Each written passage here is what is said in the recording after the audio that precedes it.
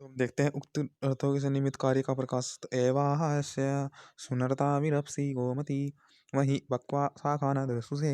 तो तरह से कह रहे हैं कि जो गुण हमें दोष उत्पन्न कर सकते हैं, जिस गुण में हम ज़्यादा लगे हुए हैं, क्योंकि गुण कभी भी दोष उत्पन्न कर सकते हैं। गुण में कभी भी कुछ एक तरह से थोड़ा है तो कमी तो आ ही सकती है, तो इसलिए हमें निरंतर गमन कर करके अलग अलग जगह पर देशों पर प्राप्त विद्वानों को प्राप्त करके अपने दोषों को, जो गुण में दोष हैं, उनको दूर करना चाहिए। तो गुण में दो दोष हो सकते हैं, तो इतना गुणों को दोष को दूर करें हम इतना इस समय के लिए आप नए जो आप में गुण हैं उनके सहारे जिए तरह से, क्योंकि जब अगर आप गुणों को में से दोष हटाने का प्रयास करेंगे तो आपके मार्ग में बाधा भी आएंगी। तो अपने बाधा के लिए भी एक्स्ट्रा उत्साह या जो है कि हम सबको साथ मिलकर रहे मित्र भाव, एक तरह से मित्र भाव कह लीजिए, या कह लीजिए कि हर परिस्थिति में जीना उत्तम खुले विचार होने चाहिए। जो व्यक्ति खुले विचार रखेगा वो दोष गुणों से दोष निकाल देगा, वो रूढ़िवादी अत्यंत रूढ़िवादी नहीं होगा, एक तरह से सत्य को ग्रहण करेगा, सत्य को छोड़ेगा। तो वो कौन, जो खुले विचार का होगा। खुले विचार का ऐसा है कि जैसे कि तेल एक तरह से सब को ग्रहण करने के लिए सब में पूरे में फैल जाता है एक तरह से। तो यही है कि हमें भी एक तरह से फैलना है, विस्तार करना है अपना। तो वो कैसे होगा, वो ऐसे ही होगा कि हम एक तरह से कम साधनों वालों, कम व्यक्तियों को जिन पे साधन है उनके पास भी जाएं, उनके यहाँ भी सानिध्य ग्रहण करें, और जो अभाव में है उनके पास भी जाएं, उनकी सहायता करें या उनके पास रहें।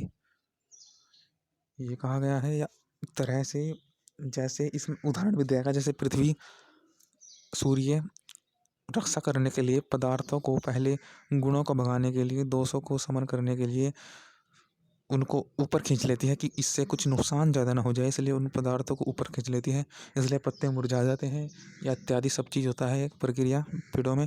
और बाकी गुण तेल इत्यादि बरकरार रहता है जो ठंड से बताता है। तो ये कि हमें सूर्य हमें पूरी पृथ्वी को नज़र रखता है, पूरी पृथ्वी को देखता है, तो हमें पूरी पृथ्वी पर विस्तार नज़र ज्ञान के लिए। तो जिससे कि हम जैसे सूर्य इसमें लिख रखा है, देखते हैं कि सूर्य उत्तम मनुष्य के सेवन करने योग्य, एक तरह से इसमें कहा गया है कि सूर्य जो है वो पदार्थों को सेवन पृथ्वी को सींचता भी है और खींचता भी है, दोनों करता है। वृष्टि का हेतु वो है प्राण का, जैसे प्राण का हेतु वायु है, प्राण का हेतु जो वायु का गमन इत्यार्थ है। यह तो वैसे वो मंत्र, इस मंत्र के बारे में हम चर्चा कर रहे थे। यह कुक्षी सोमपातम समुद्र इव पिन्वते उर्विरापो नकाकुदः।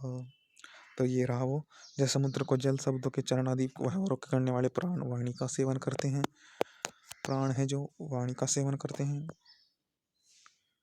तथा वाणी के व्यवहार का हेतु प्राण है, वाणी हम बोलते हैं प्राण है। वैसे ही सूर्य लोग वर्षा होने, पृथ्वी को खींचने, प्रकाश और रस विभाग कि कौन सा रस कहाँ पर रहेगा, कौन सा गुण किधर रहेगा और कब किसकी जरूरत है, हमें सर्व एक तरह से जीवित रहने के लिए सब प्राणी के विकसित होते हैं। तो यही था मंत्र में। उर्वती पृथ्वी नाम सुपठितम, उर्वीति पृथ्वी के नाम से पठित है। सोमपातम सोम पदार्थ किरणे पति सो अतिशयति। सोमता जो सूर्य है, जो रक्षा सूर्य करने वाला रक्षा। सोमन्न पदार्थान किरणे पति सो अतिशयति। समुद्रवन्तयापो यस्मिन् सदत्वत् आप इत्यादि सुपठितम। जैसे जल का समुद्र है स्थान, जल से ही वर्षा और पानी के ठहरने का स्थान है। जल ही स्थिति और वृष्टि का हेतु समुद्र, जल की स्थिति और वृष्टि का हेतु समुद्र है।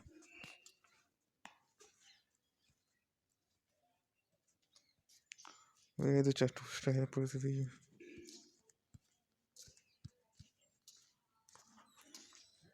तो इसलिए ही हमको करना है क्या, कि हमें अपने गुणों से दोष हटाने हैं, जो गुणों में तो दोष हैं हमारे, तो वो कैसे हटेंगे। इस तरह से जब हम तेल की भांति इस तरह से विस्तार युक्त होंगे।